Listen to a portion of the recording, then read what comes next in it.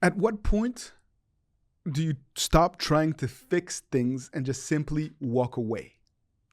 Many people really truly want to get back with someone that they love after a breakup, and they're unsure if it is still healthy, if it's still worth it, and if they should just simply try to move on. And this is a question that I've been asked so many times over the last 10 years. And I'm here to provide you with a fresh perspective on this very question. What I've seen over the years, contrary to popular belief, is that for most people, actually, you do not need to make that choice after a breakup. You do not need to choose to either fight for your relationship or move on. It is the same path for a very long time.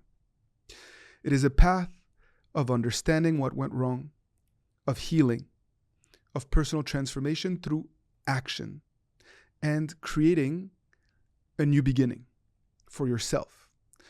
Because once you do this for yourself and you're methodical about it, not only do you heal and rebuild yourself, but you also set yourself up to be in a position where you can be most attractive to this person that you still care deeply about. If you are in a mindset where you're trying to prove yourself to them, to win them back, very often you put them on a pedestal and you come off as desperate, needy, or manipulative. Ultimately, you're dealing with another human being who also has free will and who is going to need to willingly co-create a new and improved relationship with you if it is to withstand the test of time and if it is to actually flourish into a loving relationship. And so you do not need to choose.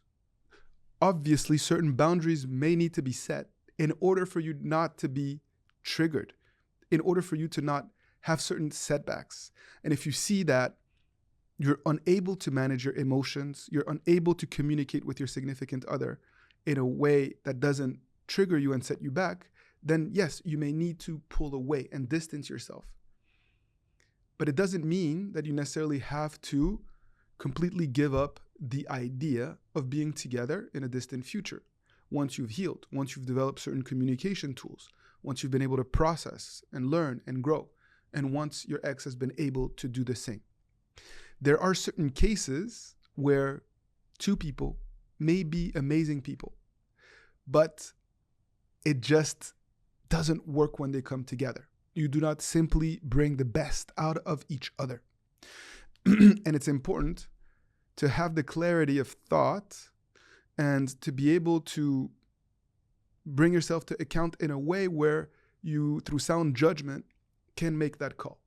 If your significant other cannot help you to continue to be better, if they're coming in the way of your growth, or if you are coming in the way of theirs, then it may be timely to consider actually completely severing ties so that you can both give yourself a chance to move forward in a healthy way.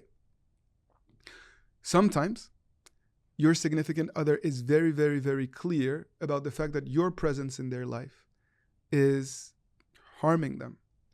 And when that is the case, regardless of your desires, you need to listen to them. You need to give them that space that they need and not make it about your desire to be together.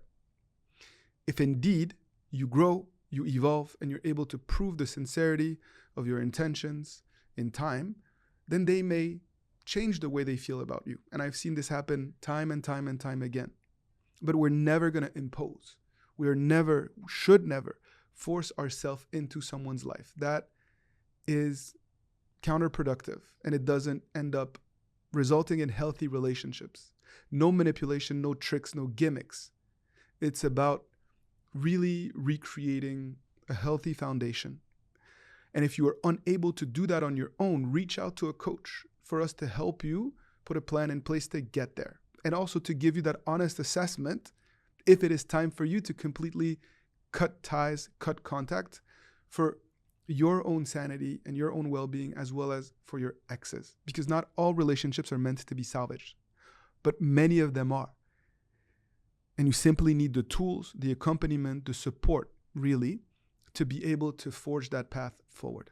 And this is where we come in as coaches, to help you navigate those dynamics in a way that is authentic, that is healthy, that is truthful, for you to be able to know exactly where you stand and what a path towards reconciliation may look like. It would be my pleasure to work with you, to support you, and I cannot wait to fight the good fight with you if you feel like you need that fresh perspective, that unbiased, fresh perspectives that perhaps people around you cannot provide. So, see you at my next free live training, or perhaps even before then. If you would like to book a private coaching session on my website, please do. The links are below, and I look forward to working together. Take good care, and see you soon.